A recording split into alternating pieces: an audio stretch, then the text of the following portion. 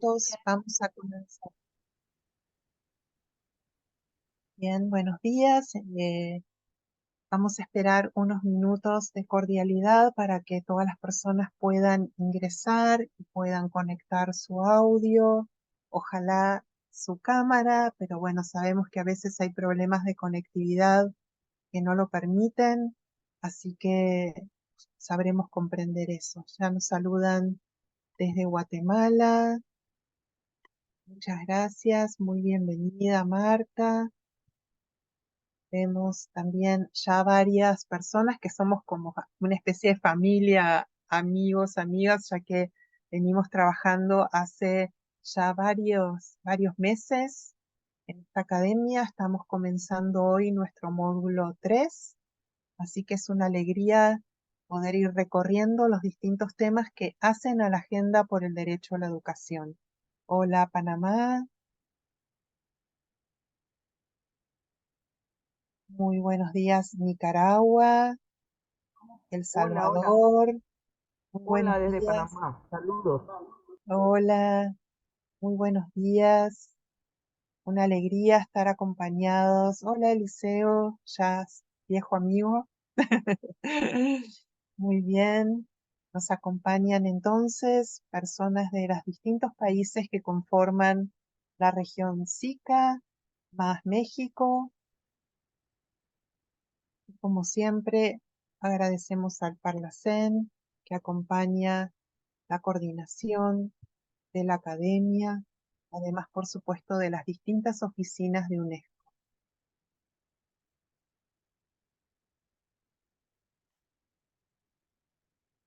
Bien, y creo que entonces estaríamos en condiciones de comenzar.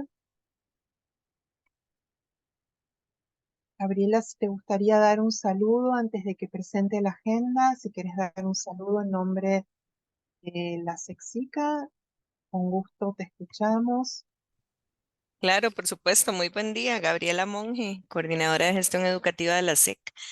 SICA, nos conocemos muchos por vía correo, ¿verdad? Y qué gusto empezar ahora otro módulo de la academia con ustedes. Aquí hay bastante gente, Marcela, que nos acompaña desde el módulo 1, que eso es súper enriquecedor para nosotros. Y gente que se ha ido uniendo, ayer enviamos nuevos usuarios y contraseñas, gracias a Luz que nos hizo ese favor también. Ya fueron enviados a los compañeros que no tenían. Pues bienvenidos. La academia ha sido una experiencia de gran éxito, la verdad, y de mucho trabajo. También por parte de principalmente de las compañeras de la CES ha sido demasiado trabajo, lo sabemos. Y bueno, esperamos que todos nos continúen acompañando, que participen, que le cuenten a la gente. No importa si alguien entra ahora o entra al siguiente módulo, lo importante es que estén aquí y que en la plataforma pueden encontrar todo lo que ya ha pasado, todos los módulos realizados, y se está trabajando en sistematizaciones también para que ustedes tengan toda la información de todo lo que ha pasado en estos meses que tenemos ya de academia. Entonces, bienvenidos, muchas gracias nuevamente por estar aquí. Adelante, Marcela. Bueno, muy buenos días, gracias Gabriela. Y bueno, en nombre de la coordinación queremos darles la bienvenida a este nuevo módulo que se inicia hoy, que vamos a tener 2 encuentros, este martes y el martes próximo, donde vamos a trabajar aspectos que tienen que ver con el financiamiento como garante del derecho a la educación. Entonces, hoy nos acompañan 2 personas con mucha experiencia en distintos niveles. También yo voy a hacer una breve presentación donde vamos a trabajar sobre experiencias y desafíos regionales en torno al diseño y monitoreo de presupuestos educativos. Y también vamos a ver esta relación que tal vez no esté tan abordada y que hoy seguramente Tamara nos va a explicar un poquito mejor, entre financiamiento educativo y justicia fiscal. ¿Por qué es importante esta relación? Y entonces nos acompañan Alejandro Vera Mojorade, especialista del programa de educación y jefe de la unidad de planificación y monitoreo de la Oficina de Orial UNESCO, y Tamara Montalvo, que es coordinadora técnica del proyecto sobre justicia fiscal y derecho humano a la educación en la campaña latinoamericana por el derecho a la educación. Entonces, damos la palabra ahora en primer lugar a Alejandro. Alejandro, adelante, el tiempo de 10 minutos es tuyo. Gracias. Perfecto, bueno, muchas gracias Marcela y desde ya un saludo a todos y todas las colegas que se suman a esta academia. De nuestra parte me refiero a la Oficina de UNESCO Santiago, muy gustosos de acompañar esta iniciativa que nos parece excelente. Tengo referencias de los módulos anteriores que algunos colegas y amigos han estado participando. Así que un gusto sumarme y muchas gracias por la invitación. Ahí mientras saludaba, compartí la presentación, solamente preguntarle si se está viendo en el modo correcto o se está viendo Tendrías que ponerlo en modo presentación si podés, para que se eso. Voy a vea. hacer, que nunca sé bien cómo se hace eso, pero acá, ahora sí. Ahí sí, perfecto. Ahí está. Perfecto, muy bien.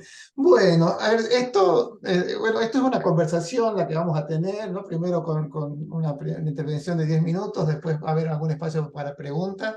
Así que yo quería quizás concentrarme estos minutos en comentarles algunas características que tiene el monitoreo del financiamiento educativo, que sucede tanto a nivel regional como a nivel global. Quizás aprovechar desde el lugar que me toca, que es desde la oficina de la UNESCO en Santiago, que mira de alguna manera la implementación del ODS 4 a nivel regional y su monitoreo. Quizás uno tiene la ventaja de estar al tanto, actualizado de todas las cosas que van pasando y cómo eso impacta en las decisiones que van tomando los países y en el seguimiento que van haciendo los propios países. Así que quizás aprovechar estos minutos para compartir con ustedes estos temas que van ocurriendo a nivel regional y global y que pueden tener algún impacto. Bueno, si esta es una academia de la ODS 4, imagino que ya todos estaremos al tanto de ese conjunto de metas que forman el ODS 4 y que a su vez tienen un marco de monitoreo, ¿no? Seguramente no se debe leer nada de lo que dice ahí, pero ustedes deben conocer muy bien cada una de esas metas. Y solamente rescataba este marco para tratar de identificar dónde está el financiamiento incluido acá. Si bien uno puede pensar que el financiamiento es un eje transversal, como bien decía Marcela al inicio, el financiamiento es el garante del derecho a la educación. A mí me gusta decir que el financiamiento es el espejo de la política educativa, en definitiva. Todo lo que hacemos necesita de una estructura de financiamiento y no solamente el número total, sino realmente algunas decisiones que se toman en cómo se distribuye ese financiamiento, de dónde viene ese financiamiento, que nos va a hablar seguramente Tamara. Digamos, más allá de que el financiamiento tiene ese aspecto transversal a toda la política educativa, bueno, dentro del ODS 4 y de su marco monitoreo, también aparece el financiamiento. En primer lugar, aparece por fuera de este marco y en realidad viene de lo que fue la declaración de Incheon del 2015 y lo que se llamó luego el marco de acción de la educación 2030, donde allí los países reunidos allá en Incheon, cuando empezaba la Agenda 2030, su capítulo educativo, establecieron este objetivo general de financiamiento público de la educación. ¿Cuánto tienen que invertir los países en educación? Y se establecieron estos indicadores que son muy conocidos por todos nosotros. Ustedes que están en los países también, digamos, deben haberse enfrentado a estos indicadores regularmente. Se estableció como estos parámetros de cuánto tenían que invertir los países. Entonces se estableció una banda de entre el 4 y el 6% del PIB, o si lo expresamos en términos del gasto público total, entre un 15 y un 20%, ¿no? Eso fue la recomendación que los países acordaron cuando iniciaba la Agenda 2030, y si bien no quedó como un objetivo del ODS 4, sí es parte de este marco de acción más general y de alguna manera rige los objetivos que tienen que ver con financiamiento. Y son dos indicadores clásicos que se utilizan, más allá que un mensaje que quisiera también dejar hoy, es que no son los únicos y no debieran mirarse solos tampoco, ¿no? Porque muchas veces cuando uno mira un solo indicador, puede tener una visión un poco parcial y que puede estar sujeta a otras coyunturas nacionales y a cómo se mueven otras variables. En general, cuando miramos cualquier dimensión, pero con financiamiento educativo eso también es importante, lo recomendable es mirar una familia de indicadores, una batería de indicadores que nos pueda dar cuenta no solamente de su monto, que puede ser sino también cómo se distribuye, a quiénes llega, etcétera, etcétera. Y en eso hay un conjunto de indicadores que no son tan conocidos, pero sí son parte del ODS 4, particularmente de la meta 5 del ODS 4, la que tiene que ver con equidad, la meta 4.5, que cuando uno mira el conjunto de indicadores que se acordó para hacer seguimiento a esa meta, aparecen allí tres que tienen que ver con financiamiento, pero que tenemos que reconocer que no han tenido un trabajo metodológico y de reporte tan presente como el de los otros dos que acabo de mencionar. Uno que a mí me gusta mucho es ese que figura ya como 453. Esos 454 son los números de los indicadores. Es la medida en que unas políticas educativas distribuyen recursos basados en algún criterio que favorezca a los segmentos desfavorecidos de la población. Es decir, con qué criterios de equidad distribuimos nuestro presupuesto, ¿no? Un indicador realmente muy potente, aunque ha tenido algunas dificultades para su monitoreo, sobre todo metodológica.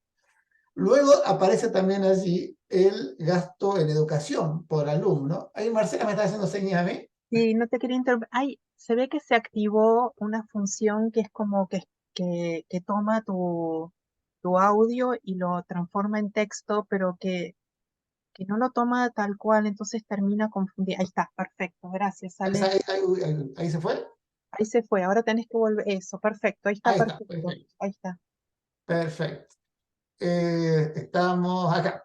Entonces están estos indicadores complementarios que decíamos, de cuánto, con qué nivel de equidad se distribuye el presupuesto. Después aparece el gasto en educación por alumno, que lo podemos dividir por nivel educativo, por fuente de financiamiento, y que también nos da una buena perspectiva.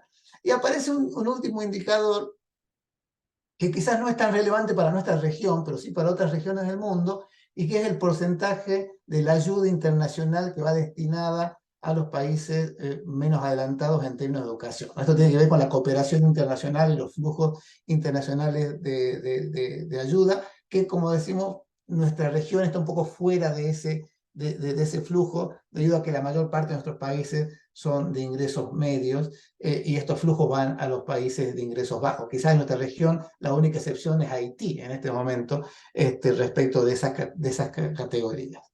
Bueno, entonces estos indicadores son los que habitualmente se usan para monitorear la educación. Y yo quería comentarles que más allá del aspecto declarativo que tuvo el 2015, esta declaración de Incheon y el marco de acción, esto después se fue ratificando por los países en distintos ámbitos, tanto a nivel regional como a nivel global. Es decir, si uno mira a nivel regional, las reuniones ministeriales que han tenido lugar, que hubo en el 2017, en el 18 y en el 22, sus distintas declaraciones o acuerdos vuelve a aparecer el compromiso de los países por el financiamiento de educación y por esas metas. Y a nivel global pasó otro tanto, sobre todo motivado por lo que fue la emergencia del COVID. También ha habido un conjunto de instancias globales que han ratificado estos compromisos, ¿no? Desde la reunión de educación mundial del 20, la declaración de París del 21 y sobre todo la cumbre por la transformación de la educación del año pasado, que hizo un llamado fuerte al financiamiento de educación, y una cumbre por los ODS que acaba de terminar, que acaba de finalizar ayer, donde nuevamente aparecieron estos mensajes de manera relevante, ¿no? Hablando de las novedades, el día de ayer, como parte de esta cumbre de los ODS, la UNESCO acaba de publicar este dashboard. Después les paso por el chat el link, donde se hace un seguimiento a los compromisos que los países tomaron cuando fueron a la cumbre de transformación de la educación el año pasado. Y ahí uno puede encontrar por tema qué temas figuraban en los compromisos. Y fíjense que el tema del financiamiento educativo figuraba en 101 de los 141 compromisos que enviaron los países, ¿no? Con lo cual esto nos da una idea nuevamente de la relevancia que este tema tiene en los países, y esto es una herramienta más que tenemos para hacer seguimiento a qué tanto los países están cumpliendo esos compromisos que hace un año dijeron que iban a tomar, ¿no? Yo voy a pasar este tema de los benchmarks porque es un tema un poco largo. Si quieren después lo vemos en las preguntas y creo que me quedan un par de minutos nada más. Lo que sí les quería mencionar es que de esa cumbre de la transformación de la educación surgieron un conjunto de iniciativas globales que tienen que ver con cómo llevar adelante esa transformación de la educación.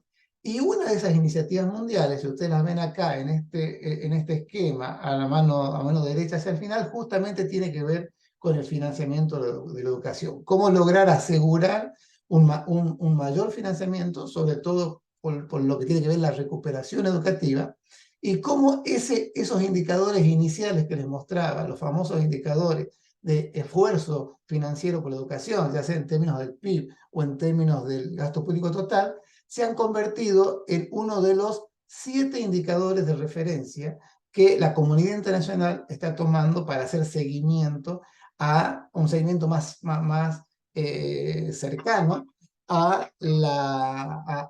tanto a la Agenda ODS 4 como a la Cumbre de la Transformación de la Educación, ¿no? O sea, nuevamente el financiamiento es protagonista actualmente de este monitoreo que hacemos a nivel global. No voy a tener tiempo de comentarles el análisis que hicimos el año pasado, pero sí les dejo aquí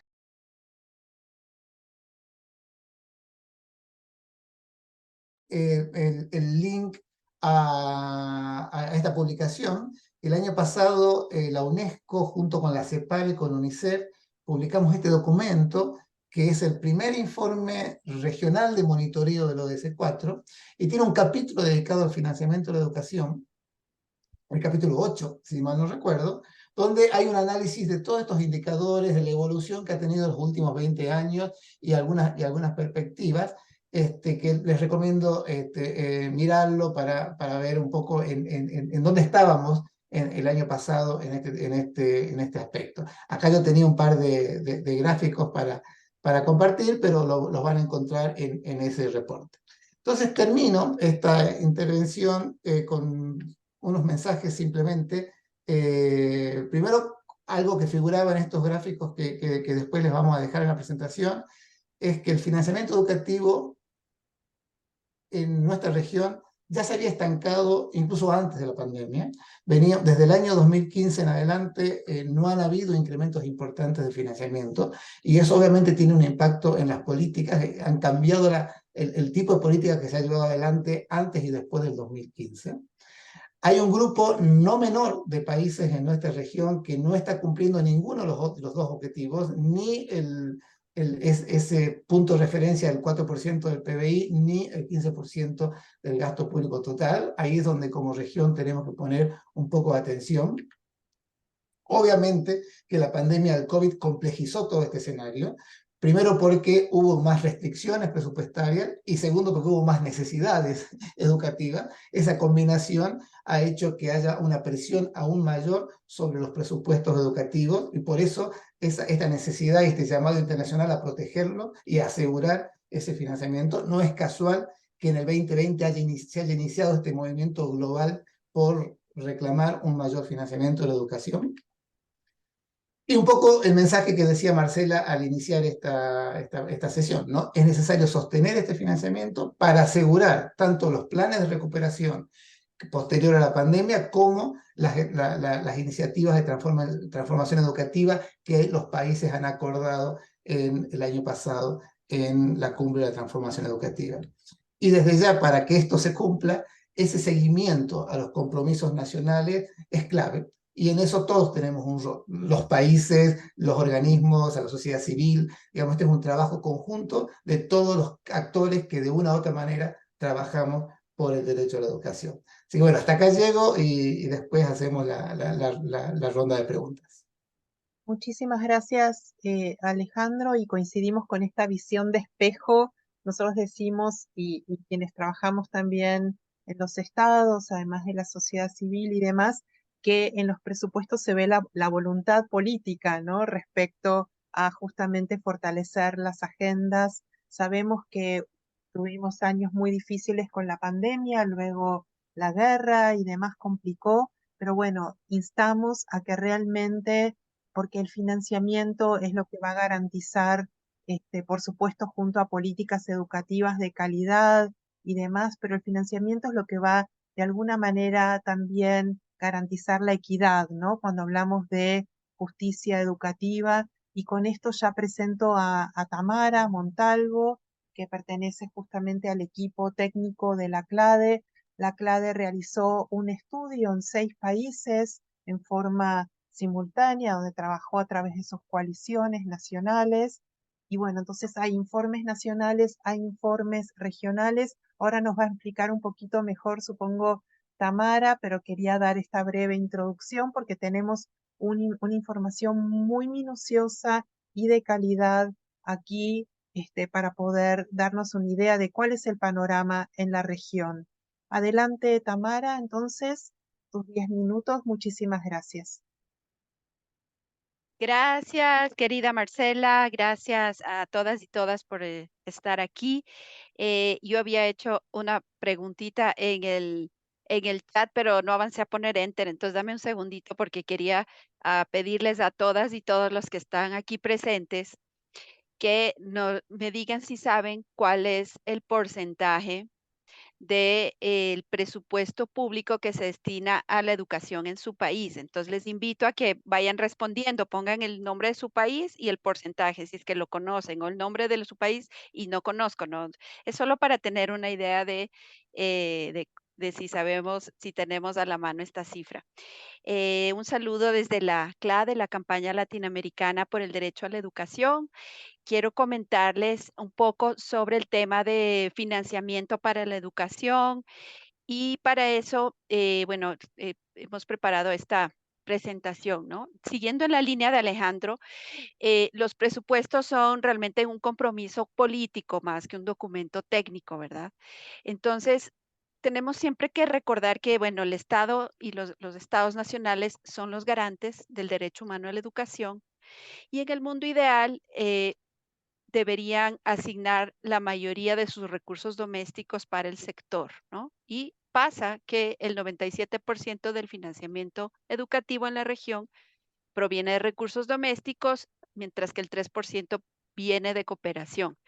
En los estudios que mencionó Marcela, que nosotros realizamos en Argentina, Colombia, Guatemala, Paraguay, Perú y República Dominicana, encontramos que si bien, digamos, obviamente hay recursos domésticos, el gasto en la educación, por ejemplo, existe una tendencia a que entre el 95% para arriba del gasto en educación se vaya en gasto corriente, es decir, que no hay necesariamente una inversión en activos para el sector o en capacitación docente, etcétera, ¿no? Entonces, cuando uno revisa más detalladamente cómo se está implementando el gasto en educación, ¿no es cierto?, en cada país o en la región, a nivel regional, ve que realmente este gasto se dirige más a lo corriente, ¿no? A lo inmediato.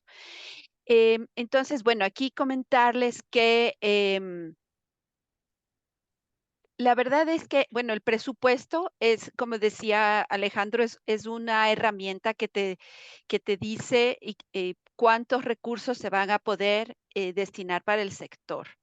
Pero siempre tenemos que preguntarnos cómo han sido elaborados esos presupuestos, qué entró, qué se quedó afuera y tratar de hacer también un seguimiento porque a veces pasa que los datos no están tan transparentados y usualmente en la mayoría de nuestros países los presupuestos no se construyen con la participación de las comunidades educativas.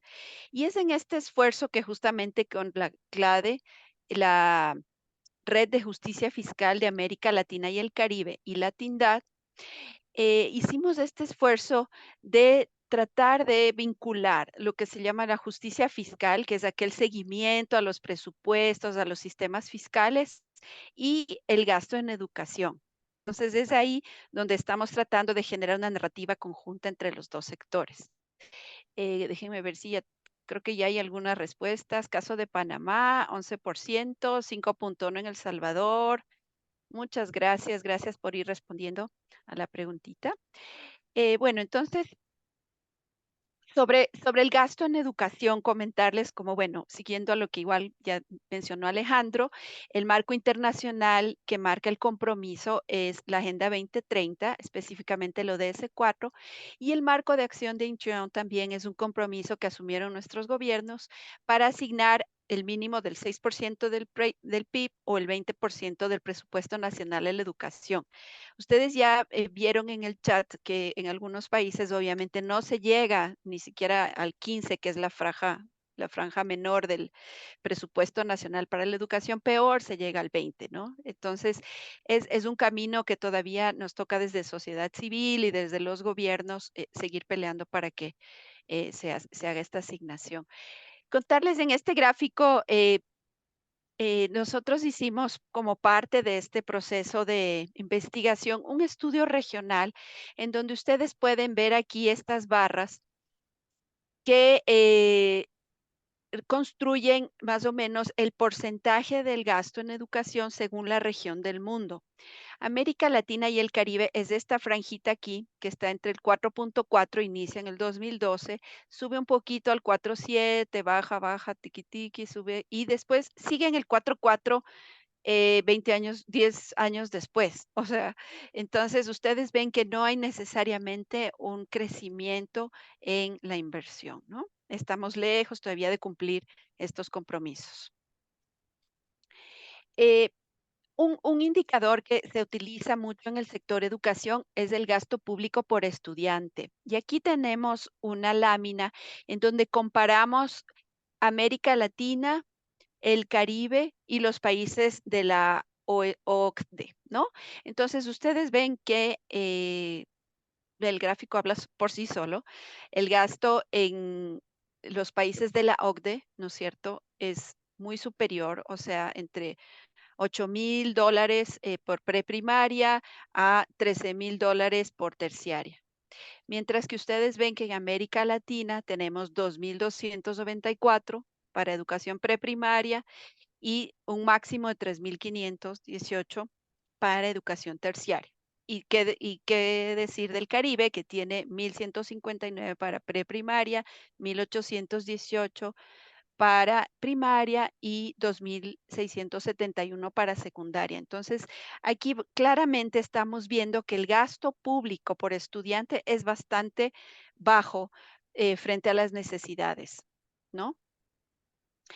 La carga tributaria, que es esta relación, ¿no es cierto? No sé si ustedes están familiarizadas con este concepto, pero la carga tributaria es el peso que tienen los impuestos sobre los ingresos netos de una persona natural, ¿ya?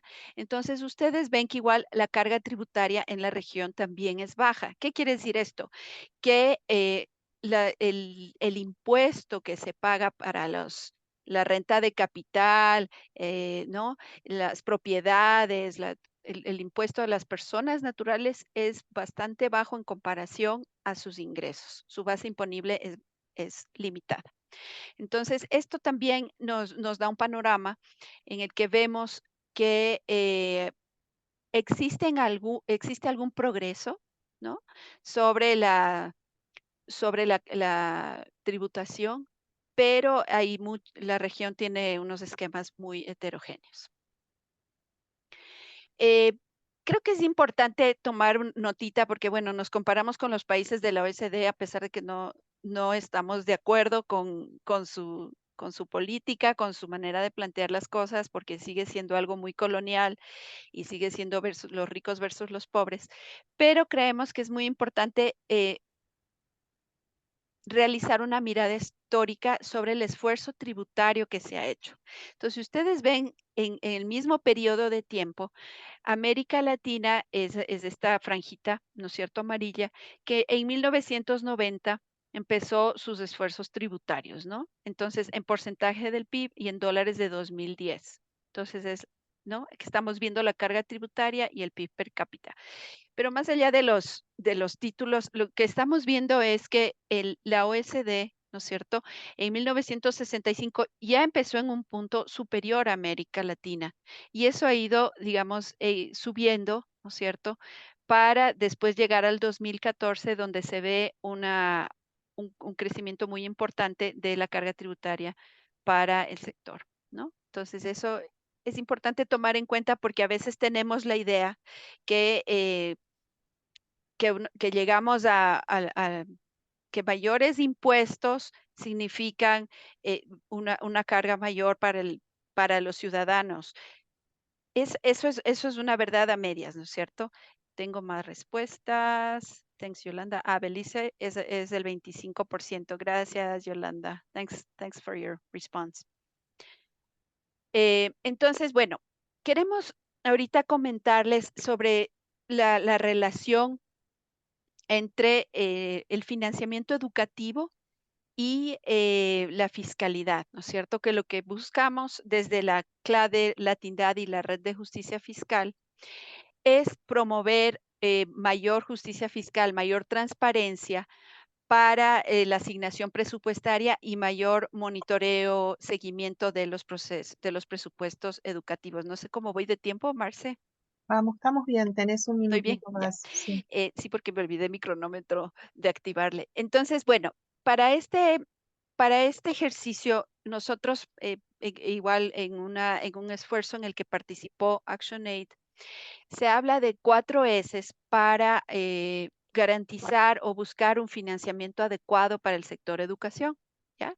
La primera S habla de la proporción del presupuesto nacional, que debería ser suficiente. Eso se llama el share, ¿no es cierto? O sea, si es en países donde hay el 5 o el 10 es realmente muy limitado y hay que tratar de llegar hacia el 15, 20, ¿no es cierto? Entonces, esa proporción debería ser significativa.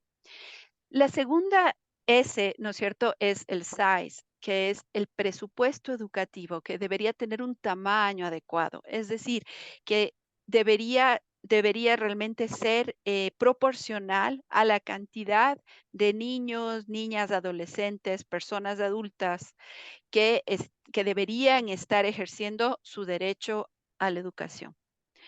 La tercera S es la de sensitivity o sensibilidad, ¿no? Que dice que la asignación del presupuesto debe ser sensible a las desigualdades, por lo tanto debe estar comprometida con la equidad. Y en esta específica S, se está hablando obviamente de lo que es la asignación con una perspectiva de género, ¿no? Desde la CLADE también hicimos un curso de presupuestos sensibles al género, porque como funcionarios o como sociedad civil, ¿no es cierto? Tenemos que estar pendientes de si existen programas específicos para garantizar el acceso de mujeres, niñas a la educación, para garantizar su permanencia en el sistema escolar, para garantizar que no hayan altos índices de violencia escolar y por lo tanto deserción, ¿no es cierto? Entonces, ahí cuando uno mira con esa lupa el presupuesto, uno puede determinar si efectivamente hay o no cierta sensibilidad hacia las desigualdades. Y la última S que se llama scrutiny, o es seguimiento, transparencia, ¿no es cierto? Es que debería ser, la construcción del presupuesto debería ser más transparente, más colectiva y en el mundo ideal con participación de la ciudadanía y o de las comunidades educativas, ¿no? Entonces, eso también es importante. Quiero pasar rápidamente por cada una y comentarles lo siguiente. La CLADE realiza un sistema de monitoreo del financiamiento del derecho humano a la educación en América Latina y el Caribe, ¿ya? Tenemos información de 14 países y queremos contarles que Cuba y Costa Rica sí han cumplido con la asignación del 6% del PIB para la educación, ¿ya? Chile, República Dominicana y Perú tienen ciertas trayectorias ascendentes. El Salvador, Ecuador, México, Argentina y Nicaragua, en cambio, tienen una tendencia descendiente. Y en el caso de Bolivia, presentaban un 7%, 7.29, pero desde el 2014 no ha reportado sus datos a la UNESCO.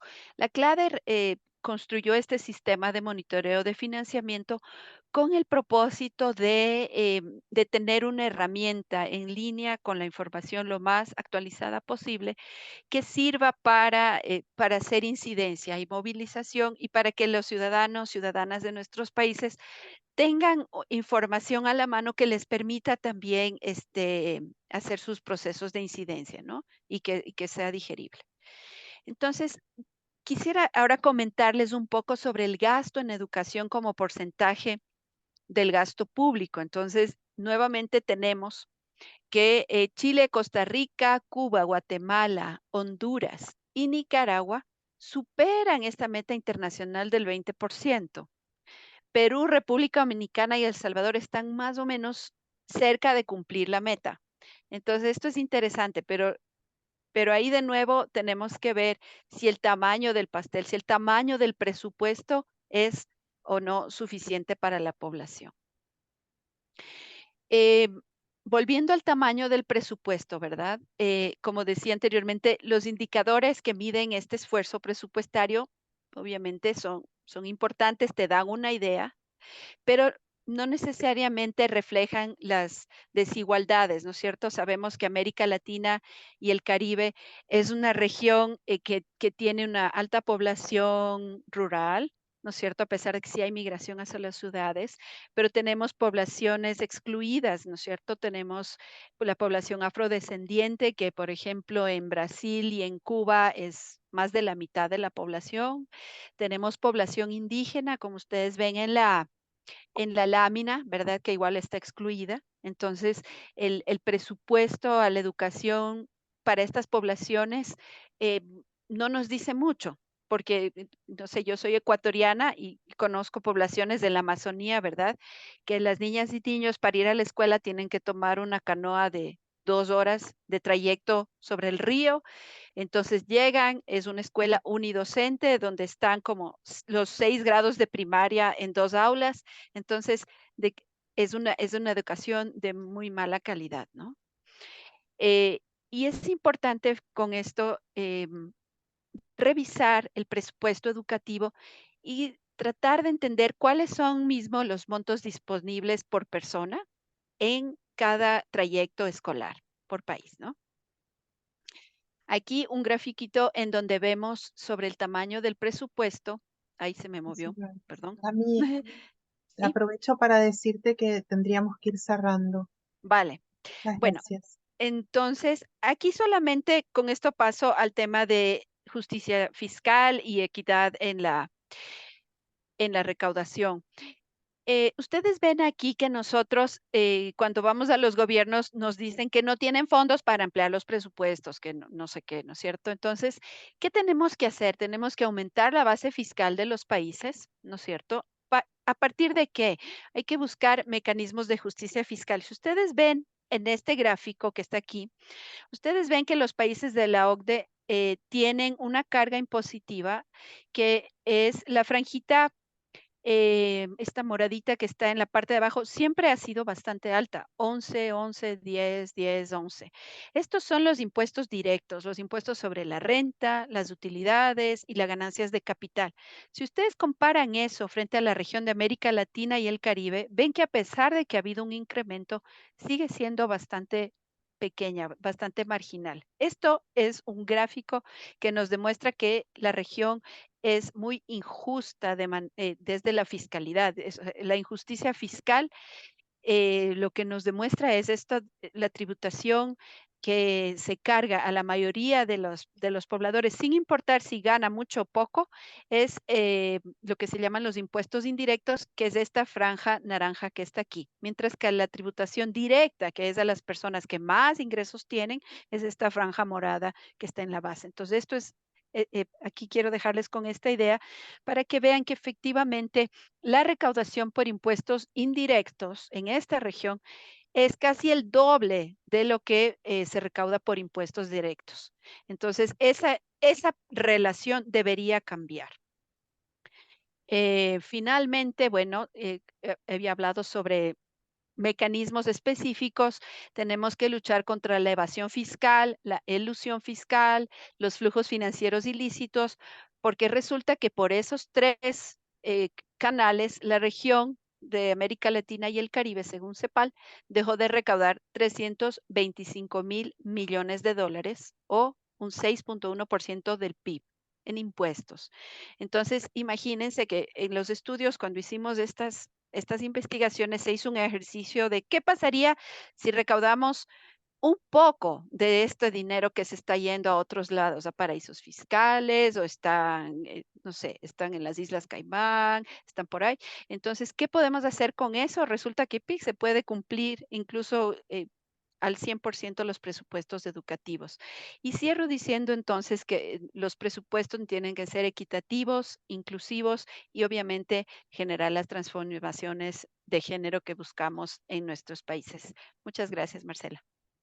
Gracias a vos, Tamara. Y bueno, acá vimos un poco, también agregamos otra dimensión en el análisis. Veníamos hablando de calidad educativa, justicia educativa, financiamiento, y también Tamara nos acerca a otra dimensión que es la dimensión de la justicia fiscal, las fuentes de financiamiento, y que también habla de un concepto que tiene que ver con la distribución, ¿no? Para encontrar la igualdad necesitamos caminos que nos lleven, y por supuesto no es el único, necesitamos políticas educativas, políticas que tengan que ver con los aprendizajes y con mejores didácticas, pero por supuesto también el financiamiento es una variable muy importante a la hora de generar equidad y que efectivamente las metas se cumplan en nuestro querido ODS 4. Y ahora me toca a mí en este doble rol en el día de hoy voy a presentar, digamos, para poder aterrizar un poco todo esto que venimos conversando, un caso que es el caso argentino, que es el país en el que yo estoy basada en este momento, aunque hoy no estoy ahí, hoy me encuentro justamente asistiendo a la cumbre de ODS que mencionó Alejandro al inicio de la presentación, pero ahora sin más, entonces les voy a compartir una presentación, les decía, de un caso argentino donde en el año 2020 hicimos un estudio, creo que se ve bien, ¿no? En pantalla. Sí, bien. Entonces, en el año 2020 y el año pasado lo actualizamos, hicimos un costeo de justamente cuál es la inversión que se requiere para cumplir con las metas de la Agenda 2030 en Argentina. Un poco el desafío que nos propusimos es poder hacer un costeo artesanal donde pudiéramos dar respuesta del financiamiento requerido a partir de las políticas educativas necesarias, teniendo en cuenta varias variables que hoy se mencionaron. Por un lado, que Argentina, al igual que el resto de los países de nuestra región, está atravesada por profundas desigualdades, y esto, por supuesto, se ve reflejado en la agenda educativa y en qué pasa con el acceso, la permanencia y la certificación de la educación. Entonces, ahí nos propusimos costear y efectivamente romper con esta tensión que a veces se da entre necesitamos más financiamiento o necesitamos un financiamiento más eficiente. ¿Cuál es la relación y el diálogo entre calidad, justicia y financiamiento? Y por último, también voy a retomar algunas de las cosas que trajo Tamara respecto a cómo cuando hay justicia fiscal, estas cuestiones, los indicadores, efectivamente mejoran. Entonces, Este modelo de costeo tomó las tasas, tomó como línea de base el 2017, que en ese momento eran los datos que cuando lo hicimos entre el 2019 y el 2020, se publicó en el 2020, eran los datos accesibles en nuestro país y tomamos justamente lo que se llaman indicadores de eficiencia, de promoción, repitencia, abandono, proyectamos la matrícula con datos censales, tomamos nosotros los gastos corrientes y constantes de los niveles obligatorios de la educación argentina y también hicimos una proyección por gastos constantes de lo que es el ciclo universitario, que no es obligatorio en nuestro país, pero que sí es libre y gratuito. Proyectamos también los recursos físicos que se necesitan y también hicimos algunas hipótesis respecto a cuáles serían las políticas educativas, pedagógicas, didácticas que harían que efectivamente se garantice el derecho a la educación, y eso fue costeado teniendo en cuenta que nuestro país es federal, o sea, hay 24 jurisdicciones, la educación es descentralizada y hay una responsabilidad compartida entre el Estado Nacional y las jurisdicciones, estas 24 jurisdicciones. O sea, el Estado Nacional aporta un porcentaje del financiamiento, pero mucho de la garantía de la educación se juega en los esfuerzos presupuestarios que hacen las provincias. Entonces, aquí ustedes pueden ver más abajo cuáles son los rubros, ahora lo vamos a ver con más detalle, y también es importante que este estudio tiene sus bases abiertas y de alguna manera fue entregado a los decisores de la política pública, de la política educativa, para que pudieran usarlo para la toma de decisiones y de alguna manera pudieran armar su hoja de ruta, teniendo en cuenta que al llegar al 2030, poniendo como estos recursos disponibles, o sea, por ejemplo, un año uno podría tomar la decisión de construir más escuelas, otro año podría tomar la decisión de ampliar estas ofertas educativas, etcétera, etcétera. O sea, es un plan progresivo para cumplimentar las metas al año 2030. Entonces tomamos ampliación de ofertas. Nuestros mayores problemas hoy están en el nivel inicial y secundaria.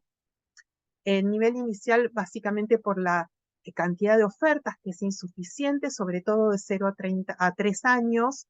De 0 a 3 años mayormente la oferta es privada, esto deja por fuera al menos el 50% de la población infantil que en Argentina está por debajo de la línea de pobreza. Y luego también nos propusimos ampliar la jornada y que el 100% de la población adolescente estuviera adentro de la escuela, como nuestra ley nacional lo prevé.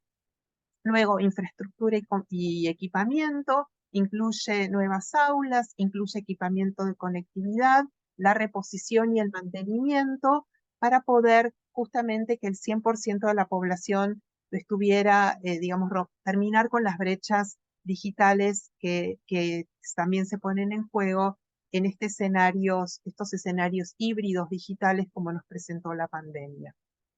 También tenía en cuenta la mejora, la recomposición de los salarios docentes, y también tener en cuenta las horas docentes fuera del aula, porque es donde también se ponen en juego la calidad educativa, la posibilidad de proyectar, diseñar, trabajar en equipo.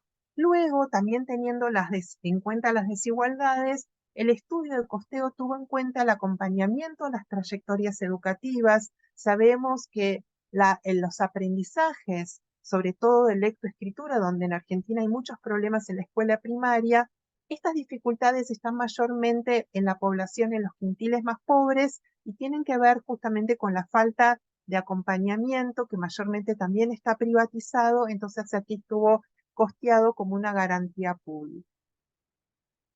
Bien, entonces aquí esto más o menos es lo que decía, no me voy a detener por falta de tiempo, pero es lo que fue incluido, donde básicamente esto es, digamos, los rubros presupuestarios, tiene que ver con el indicador que hablaba Alejandro, que es dónde se invierte. Sabemos que los salarios en educación se llevan al menos el 90% de los presupuestos públicos, y esto no es que esté mal, porque por supuesto la transformación educativa necesita docentes de calidad, pero también por eso necesitamos ampliar el presupuesto para que podamos encontrar equipamiento y las políticas que mencionábamos antes. A ver, tengo un problema acá con... Ahí está. Bueno, esto es la curva que nosotros presentábamos justamente de inversión pública. ¿Cuál era la inversión que nosotros presentábamos? O sea, o la ruta de inversión, por supuesto, no proponíamos que el aumento de la inversión fuera de un día para el otro, sino que fuera un aumento progresivo, y este aumento progresivo efectivamente nos permitiría garantizar, decir, llegamos al 2030 con las metas cumplidas de acuerdo a los indicadores que nos presenta la Agenda 2030. Entonces necesitamos aumentar aproximadamente, nosotros decíamos un 11% en el 2021, un 24% al 2024 y un 20% aproximadamente al 2030. Con esta curva de inversión, como decía, tendríamos garantizado el derecho a educación para el 100% de la población estudiantil. También hicimos algo, teniendo en cuenta este costeo, ¿cuál es el porcentaje de PBI que necesitamos? Teniendo en cuenta un poco lo que traía Tamara, y yo quiero recalcar que para nosotros y nosotras, o sea, la Argentina tiene una ley de financiamiento educativo que prevé al menos el 6% del PBI. Ahora, ¿qué nos está pasando? Que en países como los nuestros, que la movilidad, digamos que la fluctuabilidad económica es tan grande, digamos, un porcentaje de PBI puede decir muy poco. Por ejemplo, en Argentina, el crecimiento económico prácticamente está paralizado desde el 2017, la inflación anual es casi del 100%, con lo cual acá hay una relación que realmente un diálogo que está totalmente roto. Nosotros en ese momento hicimos una proyección teniendo en cuenta dos escenarios, de acuerdo a lo que traía la CEPAL como diagnósticos previsibles de PBI en la región. Entonces hicimos un escenario más pesimista y un escenario más optimista, pero más o menos necesitábamos alrededor del 6.4 del PBI para la educación obligatoria, más el 1.5 aproximadamente para la educación universitaria, lo cual nos da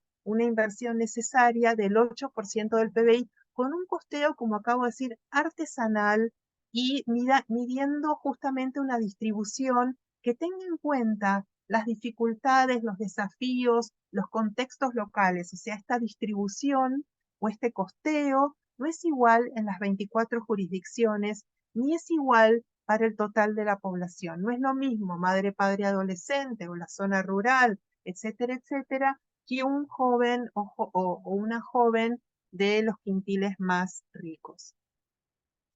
Acá vemos que justamente hicimos también un costeo, nosotros nos inspiramos mucho en el CACI, en el sistema del costo alumno calidad brasilero, no solamente por cómo mira la inversión, sino también por todo lo que significó el consenso alrededor del CACI a nivel de organizaciones sociales, sindicales y de los estados, además de parlamentarios. El CACI tiene un nivel constitucional, un grado de constitucionalidad muy importante. Entonces, acá vemos cuáles los valores que tenemos proyectados con esta inversión por estudiante y vemos cuán lejos estamos. Por decirles solo un ejemplo, el nivel inicial, la inversión por estudiante es de aproximadamente $170 en ese momento en Argentina, en 2007, 187 para la primaria y 268 para el nivel secundario. Recuerden que Tamara nos trajo unos $8.000, o sea, imaginen la distancia que hay. Bien, hasta acá llegamos, entonces solamente quiero traer, quiero traer solamente ahora unas palabras finales para traer las siguientes consideraciones de cuál es la situación actual y de nuevo, porque esto fue una propuesta, hemos trabajado muy codo a codo con muchas de las autoridades a lo largo de los últimos años haciendo llegar este costeo y hoy nos encontramos en una situación que nos alienta a pensar justamente que cuando se da este diálogo entre financiamiento, justicia fiscal y políticas públicas, los indicadores nos muestran que vamos por el camino correcto. ¿Qué quiero decir acá? A pesar de estar en pandemia, la pandemia nos dejó muchos aprendizajes. Por ejemplo, en cómo debíamos generar la identificación y búsqueda de estudiantes, en algunas maneras de revincular y en cómo cuando nos salimos de un régimen académico homogeneizador y homogeneizante, encontramos miradas de trayectorias educativas que nos permiten que estudiantes que están por fuera de la escolaridad o del sistema educativo formal, pueden ser atraídos. Esto sucedió en Argentina, donde muchas veces nos preguntamos lo que deberíamos habernos preguntado, porque ya adolescentes por fuera, antes de la pandemia, teníamos alrededor un número muy importante y que no terminaban la escolaridad también. Entonces, estas preguntas de dónde están, cómo podemos llegar, de qué manera llegar con el cuadernillo, con la virtualidad, con el llamado por teléfono, etcétera, etcétera, nos hizo ver que necesitamos generar nuevos modos de enseñar y aprender, nuevos modos de evaluar. Se generaron modalidades cualitativas, colegiadas, con regímenes de repitencia que permitieran acompañar al estudiantado, porque sabemos que la repitencia no es garantía de calidad de aprendizajes. Se generaron modalidades bianuales de cursadas, acompañamiento a trayectorias y además, esto no es menor, tuvimos una normativa, un impuesto solidario a las grandes fortunas que permitió aumentar el presupuesto educativo en un 19% respecto al año anterior. Esto se tradujo en becas, se tradujo en todas estas políticas que acabo de mencionar, más una mejora en la conectividad, y esto generó que los indicadores de repitencia interanual y la terminalidad educativa se mejorara notablemente. Entonces, justamente lo que queremos acá trasladar es que este diálogo es muy importante y que efectivamente cuando se da, podemos decir que estamos en el camino correcto. Muchísimas gracias. Ahora nos gustaría, no, Yolanda, the amount is in Argentinian, in the Pesos. Argentinian pesos. Pesos. Sí, sí, pesos. Yes. Ok, entonces podemos tener ahora unos minutitos para ver si hay preguntas. No veo preguntas en el chat. No sé si entonces quieren levantar su mano y tenemos un tiempo para 2 preguntas. Pueden sin ningún problema levantar su mano, abrir su micrófono y con esto cerraríamos entonces nuestro primer momento, que es el momento de presentación, para luego, como siempre, tener nuestro momento de intercambio interno para poder fortalecernos entre los equipos de los países. Adelante.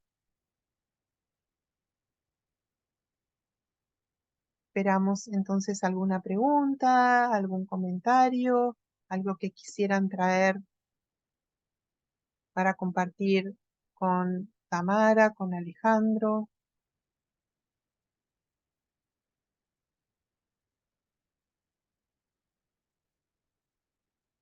¿No hay preguntas? Creo que ha sido muy contundente.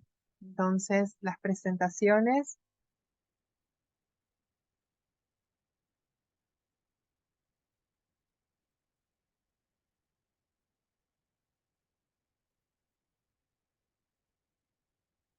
Muy bien. Tamara Bueno, tiene su mano levantada, no sé, no la Tamara. veía.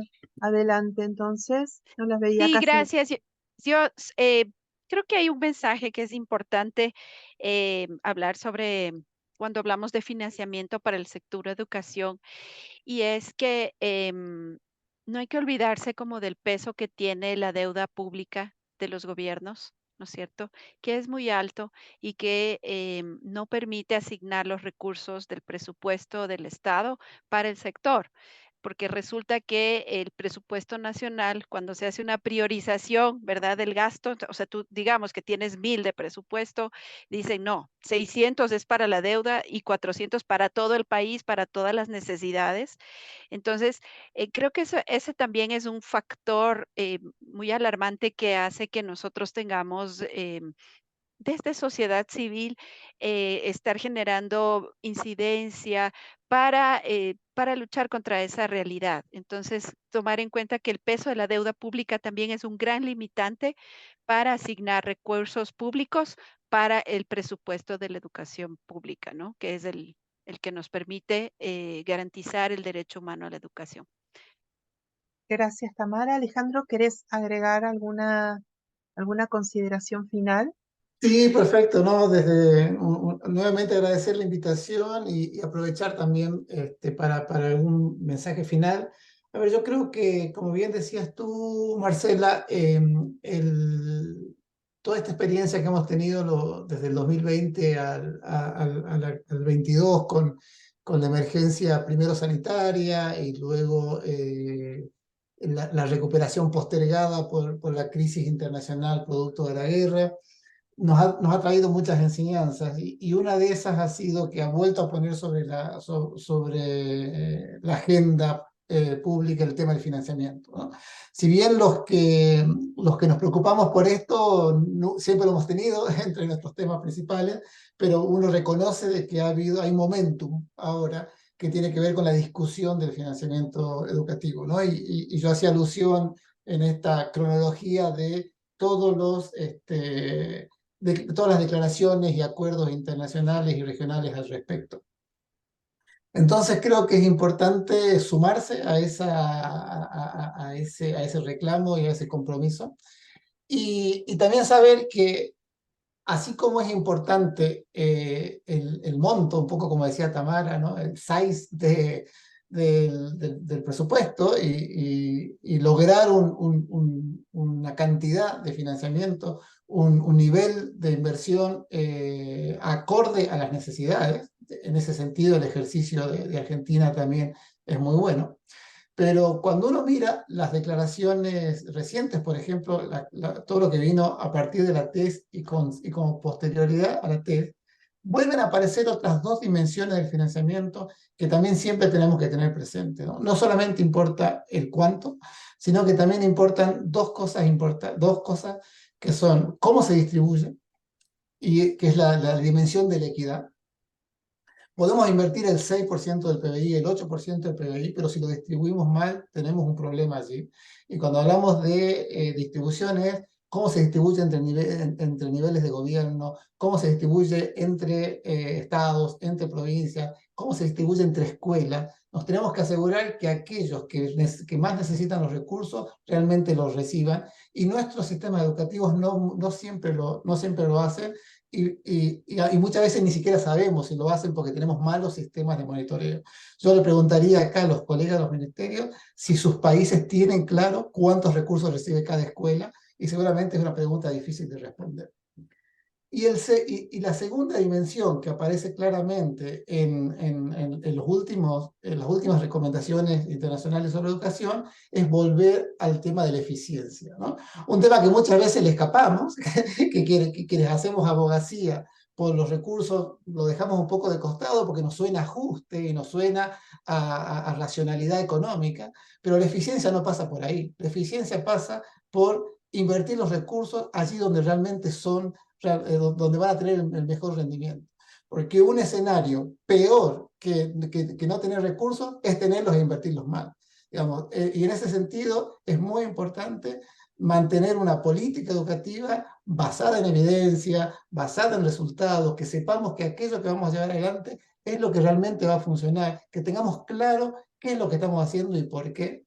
Y no muchas veces llevar recursos allí a políticas que no funcionan, o incluso a niveles educativos que reciben más recursos que otros que lo necesitan más, ¿no? Así que ahí yo creo que esas dos dimensiones que son tan antiguas como el agua tibia, que son la eficiencia y la equidad, tienen que estar presentes en nuestras discusiones de financiamiento. Muchísimas gracias, Alejandro. Tal cual, es así, tomamos nota y realmente acordamos con todo lo que acabas de decir.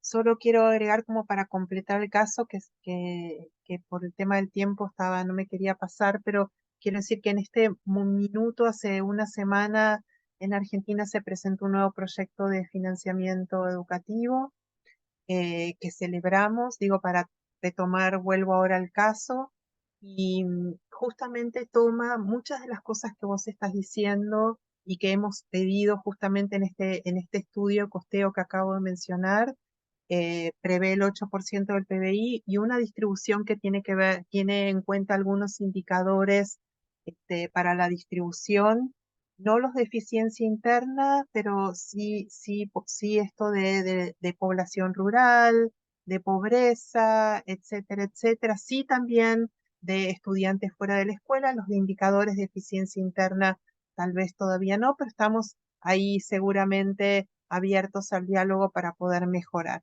Bueno, y con esto entonces damos por finalizado este primer momento donde hemos trabajado justamente el diálogo entre calidad educativa, financiamiento, un financiamiento que permita la distribución equitativa de los recursos y también hemos hablado de justicia fiscal. Entonces queremos agradecer enormemente el aporte de cada uno y cada una de ustedes aquí y vamos a pasar a el momento 2 del intercambio. Ahí veo, Selvin, vos querías tomar la palabra, no sé si es ahora o en el momento 2.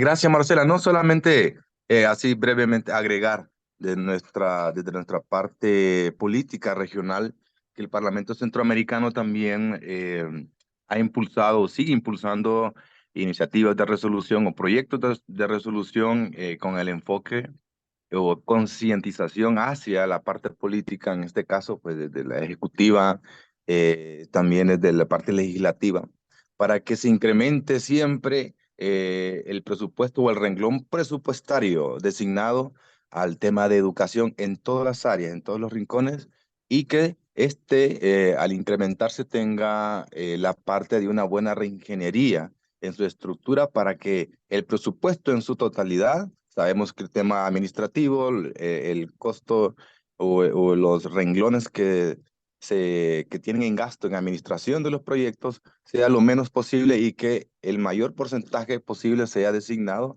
al objetivo final, que es la educación de calidad para nuestros jóvenes, adolescentes, niños y niñas de la región. Era un aporte más que todo que el Parlamento, de las comisiones de educación, derechos humanos, de la mujer, impulsa estos proyectos, Marcela y compañeros. Gracias. Excelente, muchas gracias, Selvin. Les pedimos ahora un segundo más de su atención, si pueden prender sus cámaras, que Luz nos va a ayudar para tomar nuestra foto de la reunión del día de hoy. Así que podemos, si pueden, si no vamos a saber comprender.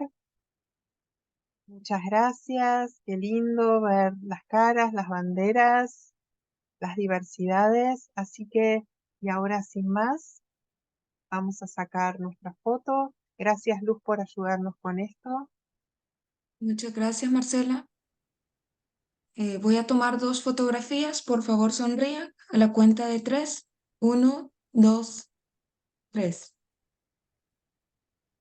Permítanme, voy a sacar una segunda. A la cuenta de 3. 1, 2, 3. Listo, muchísimas gracias. Gracias, muchas gracias, Tamara, Alejandro.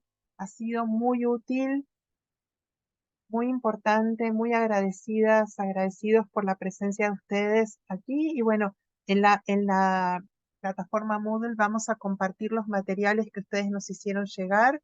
Así que muchísimas gracias. Hasta la próxima. Por supuesto, están invitados a quedarse, pero comprendemos también que sus agendas les pedirán seguir por otros caminos y otros lugares. Muchas gracias. Gracias a todos, a todas. Feliz día. Entonces, Gracias a todos.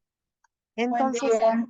adiós. Entonces ahora vamos a continuar con nuestro momento 2 de intercambio. Ya conocen a Micaela Herbón y vamos a trabajar ahora, Mica nos va a presentar un poco la matriz con la que vamos a trabajar. Vamos a trabajar mirando un poco nuestros financiamientos, nuestros presupuestos nacionales.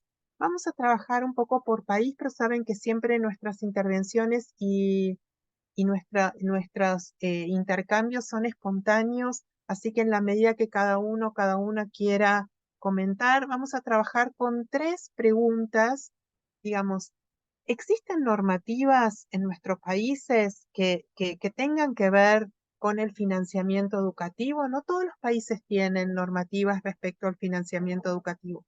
Algunos países están vinculados el financiamiento a la ley de educación, en otros está en la Constitución y otros, como acabo de contar el caso argentino, que tiene una ley específica de financiamiento educativo. Entonces vamos a mirar un poquito eso. En segundo lugar, vamos a trabajar un poco cuál es la mejor manera de garantizar el presupuesto, un presupuesto justo y equitativo, como mencionábamos recién, que tenga en cuenta la distribución.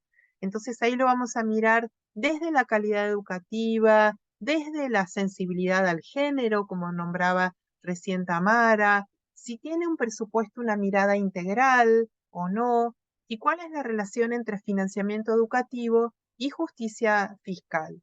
Si en sus países tenemos una mirada más progresiva de la justicia fiscal o una mirada más regresiva, y si hay reglamentaciones o iniciativas donde haya iniciativas de impuestos o de tasas que tengan que ver, que estén orientadas a la educación. Entonces, sabemos que es un tema muy grande, que implica como una mirada muy particular, que a veces tenemos esa información accesible y a veces no, pero bueno, de a poquito vamos a ir compartiendo. Como saben, pueden levantar la mano directamente o abrir el micrófono y comenzar la conversación. Adelante, quienes quieran comenzar.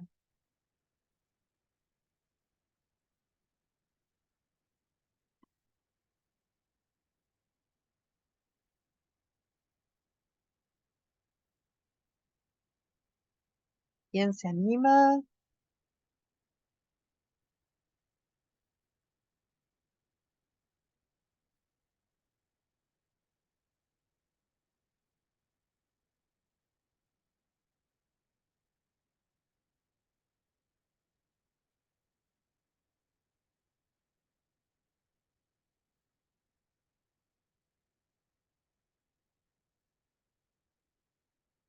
Tenemos aquí, nos acompañan también representantes de Parlacén, capaz quieran tomar la palabra y comentar, digamos, sobre su conocimiento de las normativas que existan en los países o aquellas iniciativas que tal vez tienen estado parlamentario aunque no se hayan aprobado o que alguien haya presentado. Es muy importante en estos temas justamente no solo el apoyo del Ejecutivo, sino también de parlamentarios y parlamentarias. En este tema en particular hay una voz muy importante de los parlamentos. Good morning. My apologies. I can only respond in English if you understand. Yes, Yolanda, go Sure. forward. Right, Yolanda from Belize. For the first question, if I'm understanding right, we have it within our education law. So it is recorded in our education law how we finance education institutions.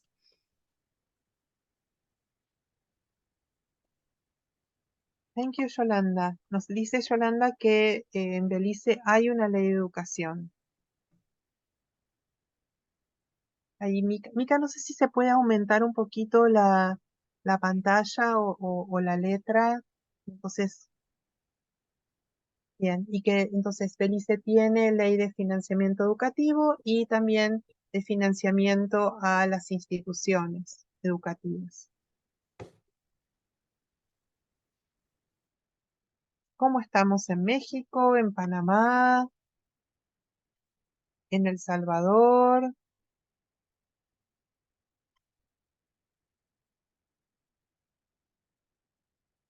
Acá tenemos también un comentario de Alexandra, que dice que en el año 2022 el presupuesto general de la Nación de El Salvador contempla una de las inversiones sociales más grandes, y es porque el rubro de educación tuvo un incremento al presupuesto equivalente al 5.1 del presupuesto interno bruto del PIB. Muchas gracias, Alexandra. Sabemos que la ley Crecer Juntos aquí también tuvo una importante, digamos, intervención respecto a no solamente el sistema educativo, sino sobre el sistema de protección integral, lo cual también creo que esto colaboró fundamentalmente y vemos como una ley también impulsa estrategias, ¿no? y planes de acción, y también una ley impulsa financiamiento. Muchas gracias, Alexandra, por tu comentario, por tu aporte. Seguimos entonces en otros países. Bien, nos confirma Alexandra que esto es así. Continuamos entonces. Bien, Panamá. Elmer, ¿quisieras tomar el micrófono? Elmer nos dice que en Panamá se rige por la ley. Bien, acá. Elmer, en Panamá se rige por la ley 13 del 28 de julio del año 87, 1987. Sí, es la que está vigente. Sí, buenos días. Buenos días, Elmer, gracias. Sí, es la que está vigente. Eso tiene que ver con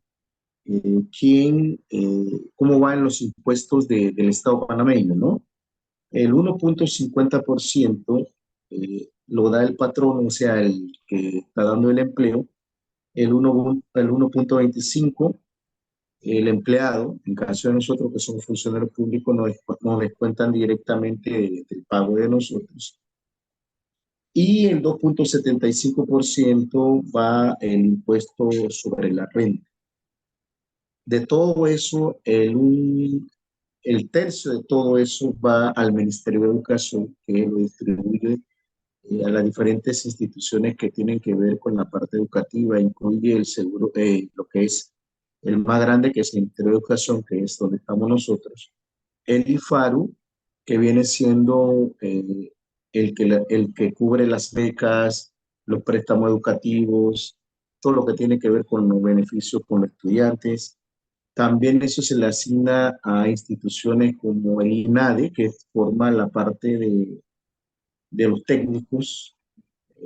Igual recientemente, hace 2 o 3 años atrás, se creó ITSE, que es otro de los institutos superiores nuestros, que también se le asigna un presupuesto de todo eso que se recoge. También va orientado también para el deporte, que tiene que ver también con la parte educativa. O sea que de todo ese presupuesto que se recoge, va distribuido como a 7 instituciones diferentes, por lo tanto no es suficiente. No es suficiente. Recientemente, con las luchas sociales, tal como te indicaban, que la mayoría de los países pide que sea el 6% del Producto Interno Bruto. Panamá también lo establece de esa manera, según la ley nuestra, que es la ley vigente, la ley 47, reformada con la ley 34 de 1995, que también habla de que el 6% del Producto Interno Bruto debe ser asignado a la educación panameña. Sin embargo, no se ha cumplido hasta el momento con las luchas sociales que hubo el año pasado. Ustedes escucharon que prácticamente Panamá, apenas saliendo de la pandemia, se paralizó totalmente por los reclamos sociales. Y uno de los reclamos precisamente era el cumplimiento del 6% del Producto Interno Bruto que se ha asignado para la educación. Así que el Estado panameño, con el presupuesto nuevo, se está comprometiendo, tal como le indicaba en el chat, que se va a ir escalonadamente. Para el otro año se calcula que va a ser el 5.5% del 6% comprometido, ¿no? Eso es lo que podemos aportar de parte de Panamá. Sin embargo, es el presupuesto más grande después del Ministerio de Salud, que es la que manejamos nosotros. Por cierto, el equipo que está con la ONS 4, la mayoría de los que estamos conectados somos de la Oficina de la Educación, de la Dirección Nacional de Educación Ambiental. Hay un equipo técnico que está dando seguimiento a eso. No nos habíamos conectado porque tenemos problemas de conectividad, pero hoy parece que la línea se está portando bien. Saludos. Gracias, Elmer, muchísimas gracias, nos alegra verlos por aquí. Y entonces acá, bueno, teníamos también, nos recordaba Gabriela que Costa Rica en su artículo 78 también dispone de la Constitución Política, dispone la obligatoriedad de la educación preescolar y la general básica, la previsión es del 8% del PIB. Y luego aquí Luz Delgado, pero que no sabemos de qué país. Si nos pudieras recordar, Luz, de qué país sos o quisieras tomar la palabra para poder tenerlo con claridad. También tenemos un aporte de Lisa. Lisa, ¿querés comentarnos algo más? Ok, Luz Delgado de República Dominicana y es Sí. en relación, Lisa y yo nos pusimos de acuerdo, estamos en la misma oficina, somos de currículo en relación a lo que es el gasto público, que es el MINER y que alcanza el periodo de 2 años en una ley general de educación que establece un mínimo de un 16%. Nosotros tenemos dedicado a educación el 4% del Producto Interno Bruto del país. Pero también esto asume una distribución que se hace, lo que es la formación, va en diferentes rubros. Este 4% que está destinado al sistema educativo dominicano se plantea en varios rubros que se desarrollan en el país. Y yo soy de República Dominicana. Gracias, Luz. Bueno, muchas gracias. Gracias por traernos. Sí. Ok.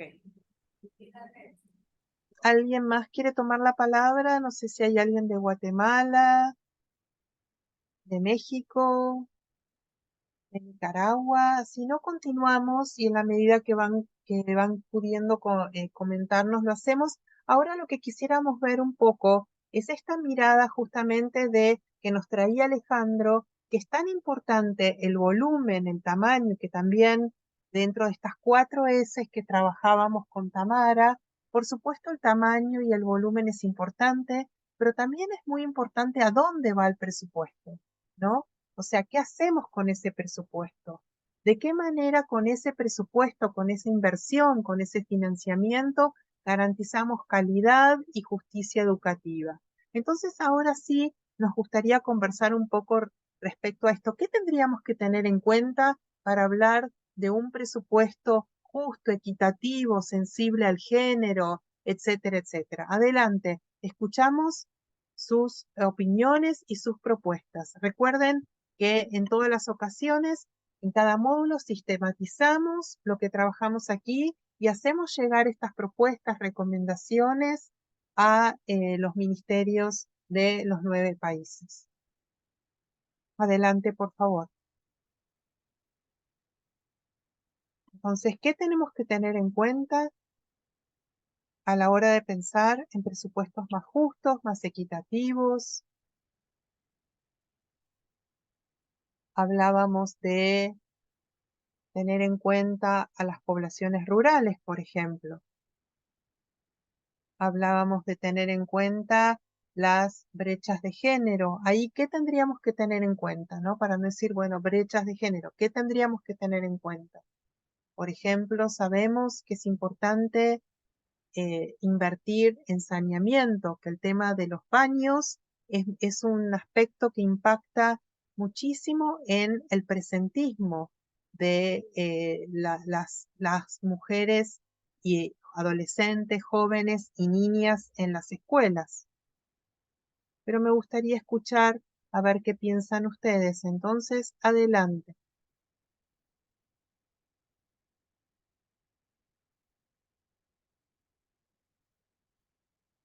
Hoy se ve que es un día más reflexivo que de tomar la palabra, pero nos gustaría poder escuchar para que realmente podamos decir que este documento es fruto de la construcción entre todas las personas que participan en este módulo.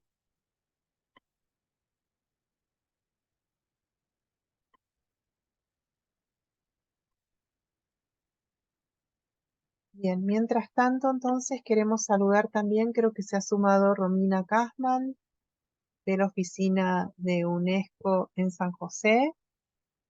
Hola Romina, una alegría tenerte entre nosotros. Perdón. Hola, ¿qué tal? Hola Romy, ¿cómo estás? Buen día. Estamos Pues, aquí en pleno trabajo de intercambio.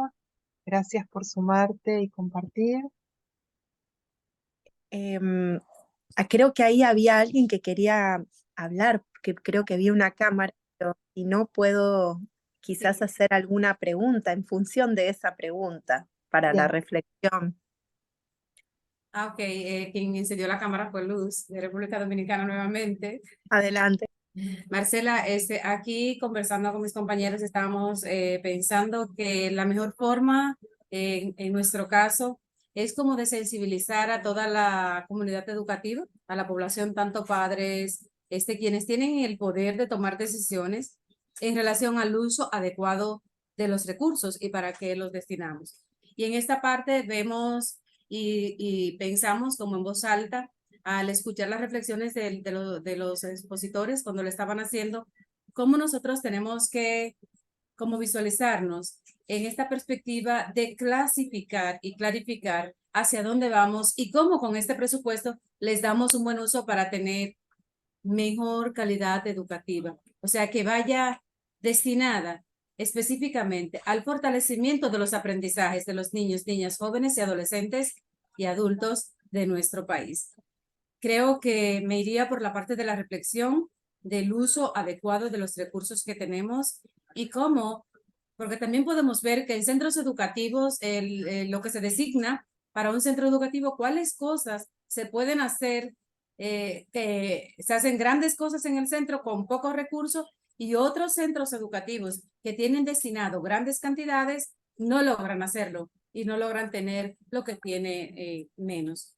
Entonces entiendo que va por aquí el proceso de concientizar, hacer conciencia de lo que tenemos y el uso adecuado de los mismos.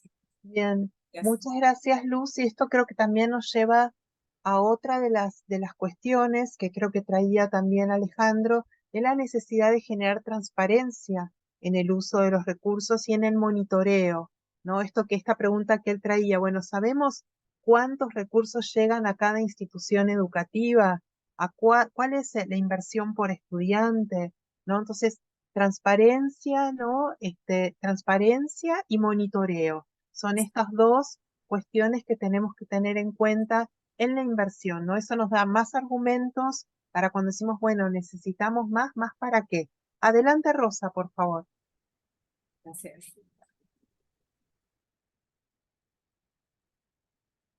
Sí, Rosa Elena, adelante, te escuchamos.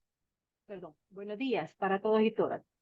En El Salvador actualmente nosotros tenemos definidas las prioridades que el Ministerio de Educación va a impulsar durante todo este periodo de la gestión actual. Algunos de ellos están muy vinculados con el tema de el tema curricular. Otro está relacionado con la infraestructura, la participación y desarrollo de los estudiantes, también el trabajo con el territorio. Esas están más o menos orientados las prioridades, pero pienso yo que desde las autoridades en los ministerios de educación, a partir del presupuesto asignado a este ministerio, conociendo, como ya lo mencionaron los ponentes, que un buen porcentaje del presupuesto va para salarios de los empleados y que es la mayoría, en todo caso es un 80%, creo yo. Hay un 20% que debería de distribuirse de una forma que permita una mayor equidad y calidad de los servicios educativos que se brindan. ¿En qué sentido? Como lo dijo Marcela, creo que las zonas rurales siempre se ven en una condición de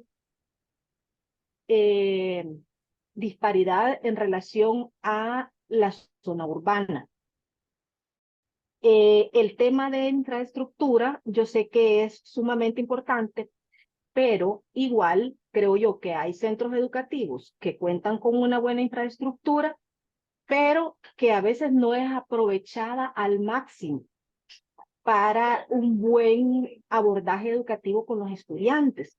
Entonces, creo yo que centrar la mayor parte de esfuerzos en aquellas instituciones donde hay mayor cobertura en términos de los niveles educativos y también en el tema de saneamiento. Creo que es una apuesta que deberíamos de tener como país para lograr realmente que los estudiantes cuenten con centros educativos que sean ambientes sanos en todos los sentidos, no solo en tema de saneamiento de ambiente, sino también la parte de la seguridad que debe de prestar el centro educativo. Luego creo que la formación docente es otro rubro que debería de dársele prioridad, pero hay que partir también de un diagnóstico que permita desarrollar un plan de formación docente que responda a las necesidades de los docentes. Yo sé que todos los ministerios a veces desarrollan formaciones intencionadas porque ya hay líneas de trabajo, pero también creo que dar respuesta a las necesidades que presentan los maestros en cada territorio, ¿verdad? Que es diferente, es importante. Y otro elemento que para mí es un descuido que hemos tenido por años es dar ese acompañamiento, ese seguimiento a la formación, de tal manera que el maestro se sienta acompañado y que él mismo pueda darse cuenta de cuáles son los avances que se están logrando en términos de mejorar la práctica docente. Otro tema que creo yo que lo acaban de mencionar también es el tema de la transparencia.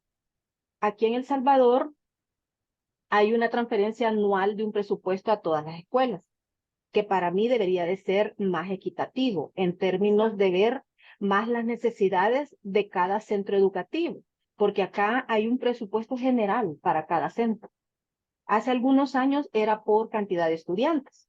Ahora es un presupuesto más generalizado para todos los centros y ustedes saben, y yo también, que las necesidades de un centro educativo no son las mismas que del otro, ¿verdad? Entonces debe de ser con base a la buena ejecución del presupuesto, al buen uso de esos recursos y también con base a cómo se están moviendo los indicadores educativos en ese centro. ¿Verdad? Debería de ser parte de lo que se debería de tomar en cuenta.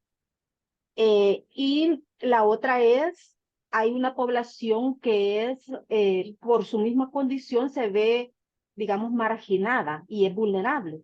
Y hay recursos muy específicos, y estoy hablando en este caso de la población con discapacidad, que hay ayudas técnicas, ¿verdad? O recursos, recursos materiales, recursos tecnológicos que son necesarios para equiparar las oportunidades, ¿verdad? En el proceso educativo. Entonces se debería de también pensar en este tipo de población y otra población que también se ve excluida del sistema para proveer de aquellas herramientas y recursos necesarios para que ellos no tengan esa dificultad ya en el proceso educativo como tal. Me quedaría hasta acá, Marcela, con mi intervención. Hay otras ideas, pero creo que ya aporté un poco. Bien, por ahí volvemos luego si querés, podés completar.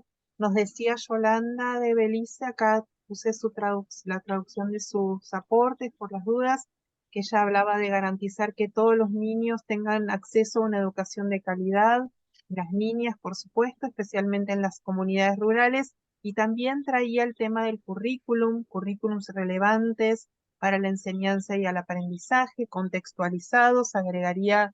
Entonces hoy hablábamos de esto, de la necesidad de distribuir y tener en cuenta justamente las trayectorias diversas que requieren, como decía Rosa Elena, que requieren una distribución que no siempre es de manera igual. O sea, llegar a la igualdad requiere de estrategias que tengan que ver justamente con la equidad. Entonces, la inversión tiene que ser en sintonía justamente con esto, porque si no, no vamos a llegar a cumplir con los indicadores. En el estudio que les comentaba hoy, más temprano, también costeamos lo que son políticas complementarias a la educación, pero que son garantes de ese derecho, como puede ser el transporte.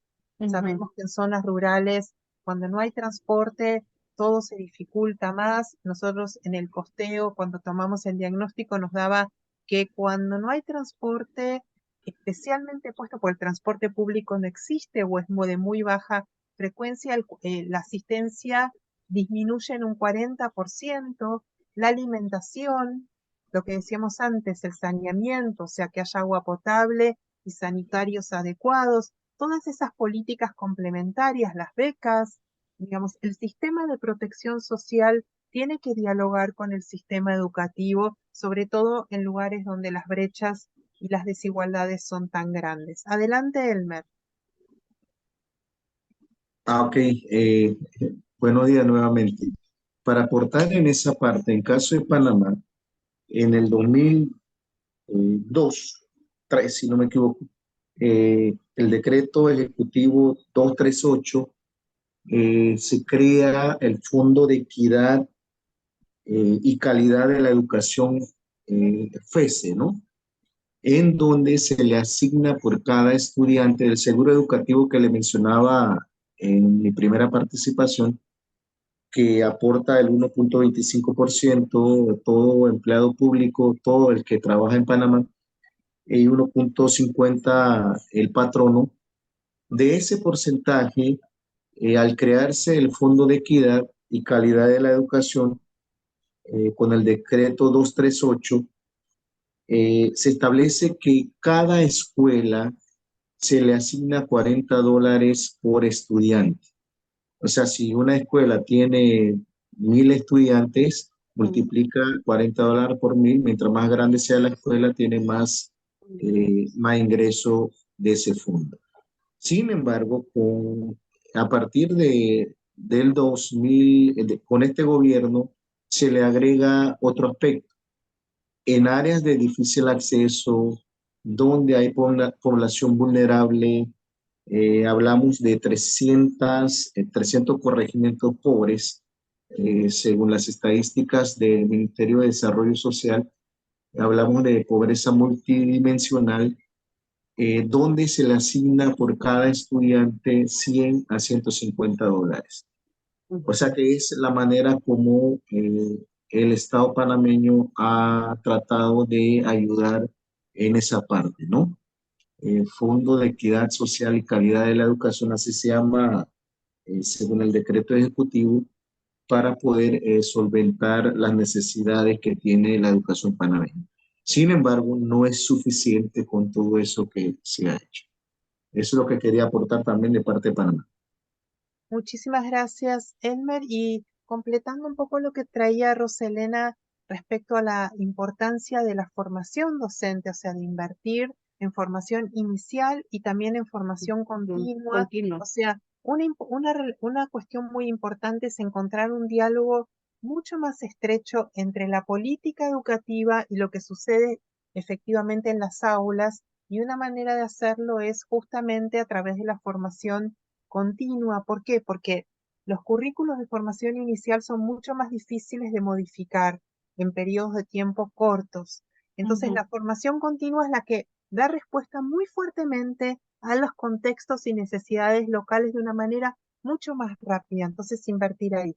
Al mismo tiempo, hoy justamente nos hablaba Alejandro de que hay digamos, el tema del financiamiento tomó un protagonismo y una presencia en la agenda, lo que él hablaba de los 140 compromisos que establecieron los países, 101 hablan de financiamiento educativo. También sabemos que lo que fue la cumbre el año pasado digamos, sobre la transformación de la educación TES, también toma en cuenta muchísimo el tema del financiamiento y hace un llamado especial justamente para el tema de invertir más en formación docente y también en la profesionalización docente.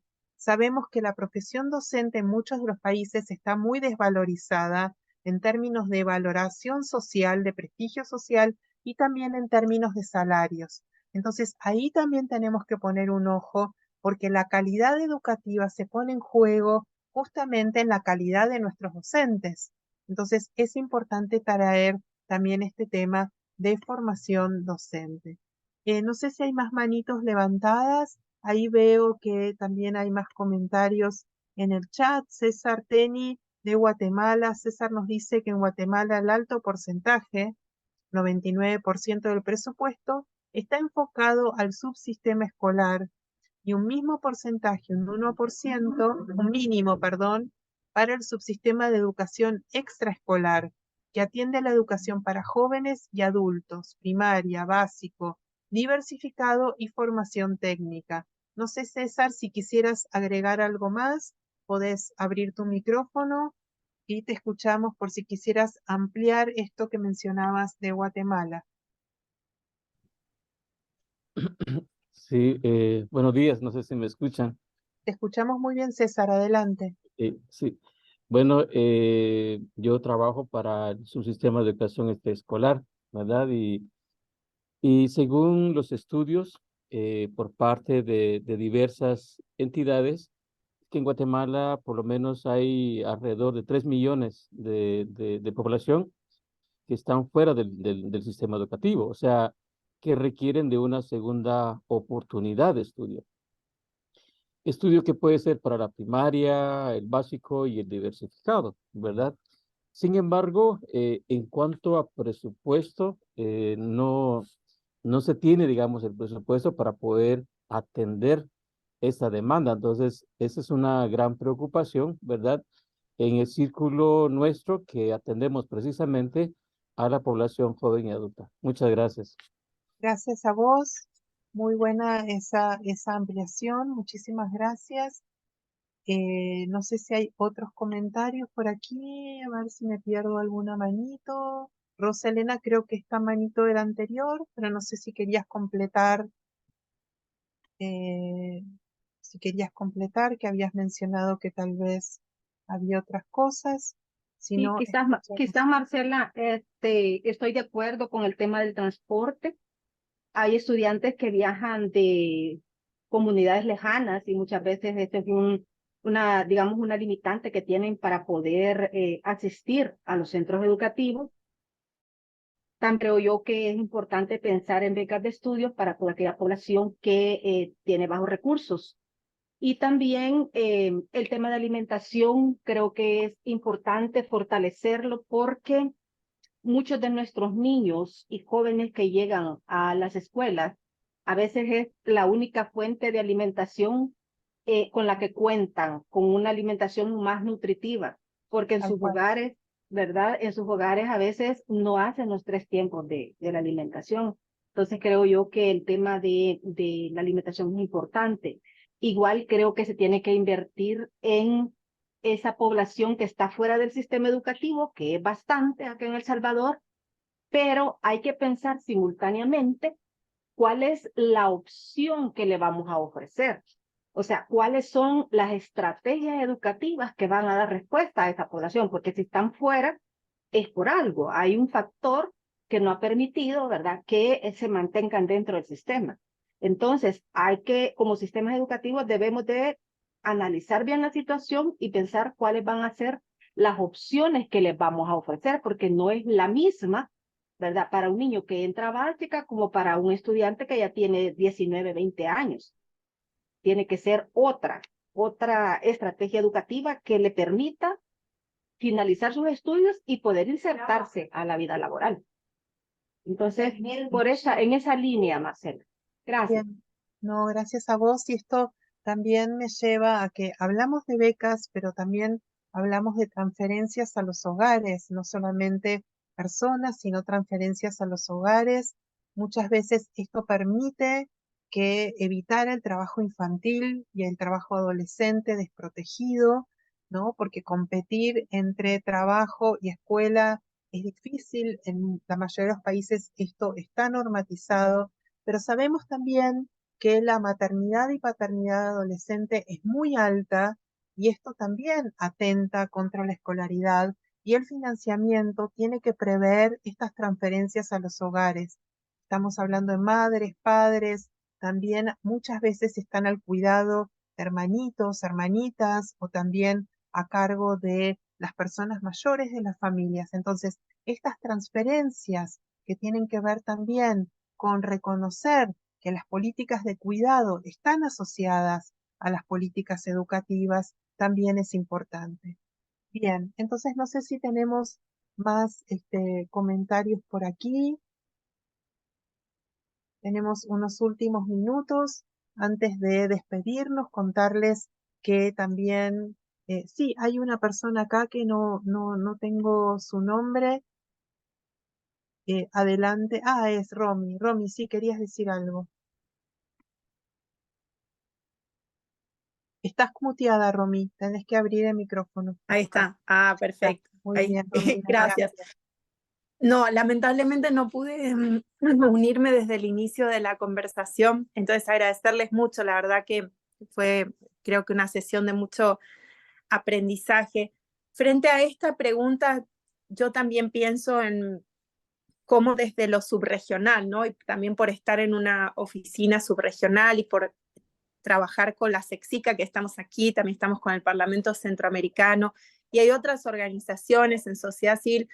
¿Cómo podemos hacer para hacer fuerza desde esos niveles para poder incidir en los niveles nacionales, ¿no? Es decir, tratar, ver qué se podría hacer, qué tipo de incidencia, ¿no? Tanto en los gobiernos, en los poderes legislativos. Creo que hay muchos caminos, ¿no? Gobiernos, poderes legislativos, gobiernos locales. Muchas veces pensamos que el tema de financiamiento empieza y termina en el gobierno nacional, empieza y termina en un Ministerio de Economía, empieza y termina en un Ministerio de Educación, y la discusión es mucho más rica que eso, ¿no? Entonces son muchas cosas todavía sobre las que tenemos que seguir discutiendo e investigando. Entonces, solo quería plantear eso, quizás no sé si para hoy o para ir pensando para la próxima vez, pero cómo podemos apoyar eso y motorizar eso para asegurar, como tener alguna normativa o algún estándar más allá del internacional, algunas orientaciones desde lo subregional que incidan en los países con base a las experiencias.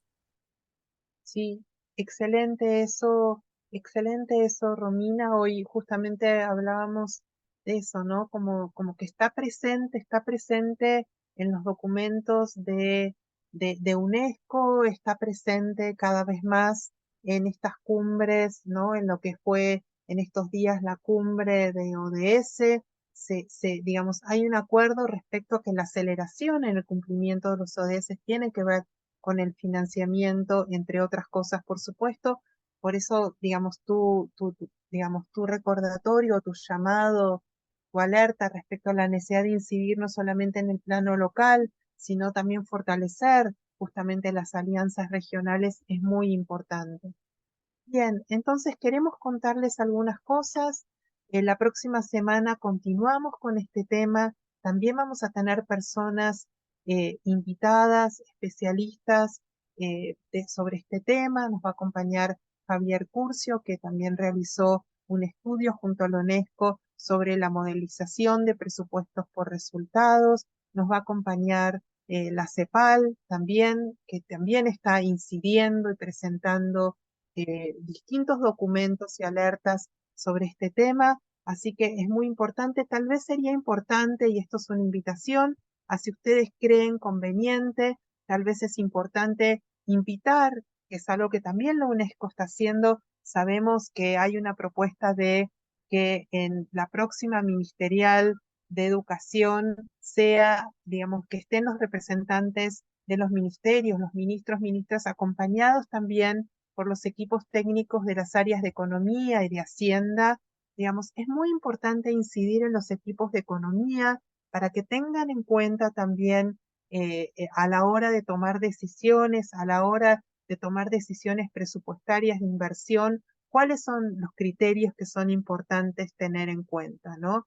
Entonces, el ejecutivo, digamos, los equipos educativos, los equipos económicos y los equipos a nivel de las decisiones parlamentarias, acompañando estos procesos, fortaleciendo las normativas, también es muy importante. Y por supuesto, no puedo dejar de decirlo, la sociedad civil, incidiendo la sociedad civil organizada, las organizaciones también que representan a los trabajadores y trabajadoras de la educación, tienen aquí para aportar y para traer sus experiencias, y sabemos que también las organizaciones docentes muchas veces también influyen en esas normativas nacionales y regionales. Así que, bueno, creo que estamos a tiempo. No sé si quedan unos minutos, veo, por si alguien quisiera agregar algo más, tal vez en nombre de Parlacen, tal vez en nombre de Sexica, utilizar estos últimos minutos antes ya de despedirnos hasta el próximo martes.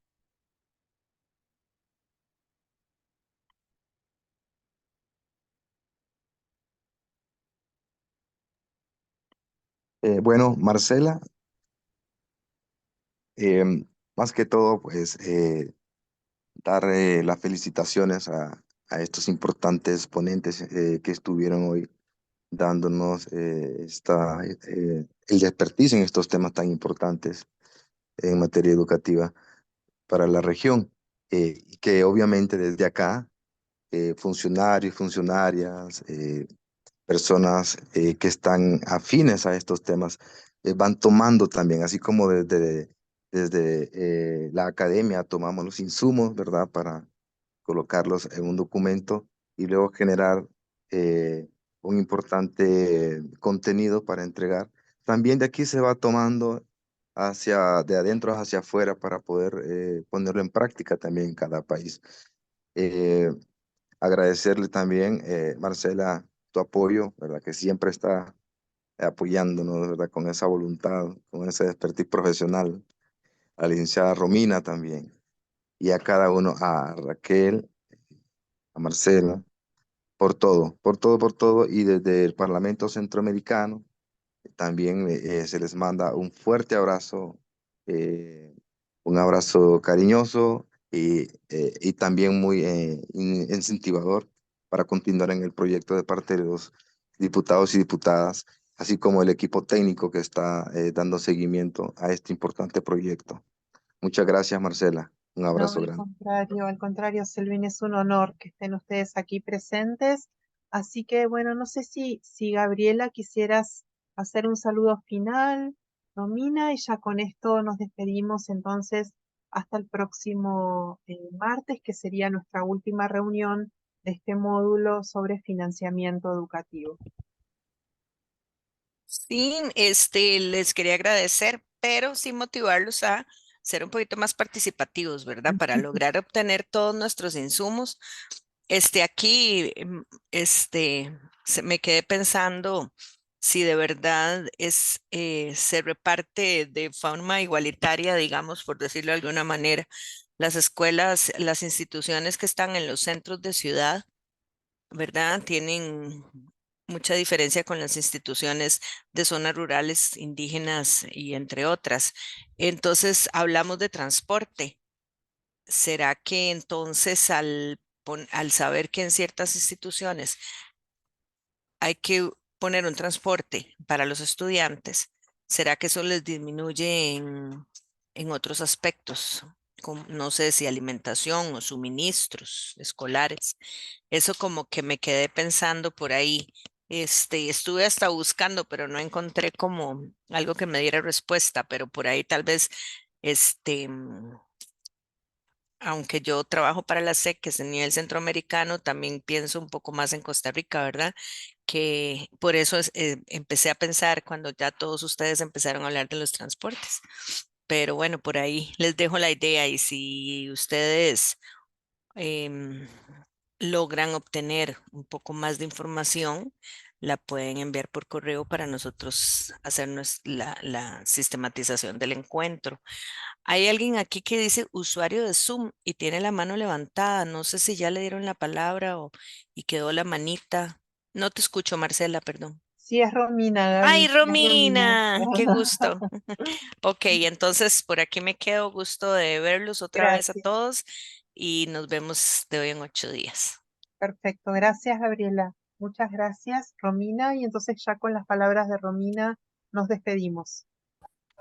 No, solo comentar, bueno, esto que decía Gabriela y un poco las dudas que se van generando, me parece que tienen que ver también con la falta de, a ver, no creo que de esfuerzos, pero sí de sistematización, de investigación y el hecho también de poder abogar por un mayor dominio de los ministerios de educación, ¿no? Sobre lo que son los presupuestos educativos.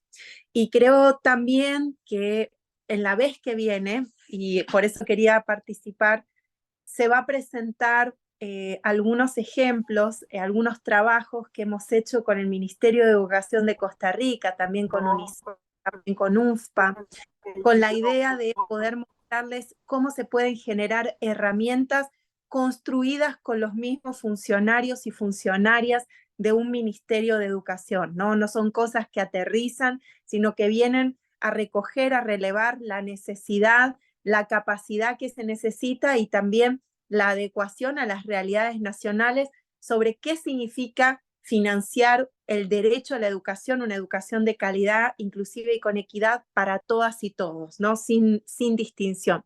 Entonces, solamente invitarles a que realmente vengan la próxima vez. Si quieren, pueden invitar también a otras personas, pero son casos muy concretos, herramientas muy concretas, y bueno, que ahí personalmente las conozco porque las hemos liderado desde nuestra oficina con otros colegas y esperamos que les sirva a ustedes y van a estar absolutamente disponibles para ustedes, para su acceso. Entonces, muchas gracias y ahí te devuelvo a Marcela.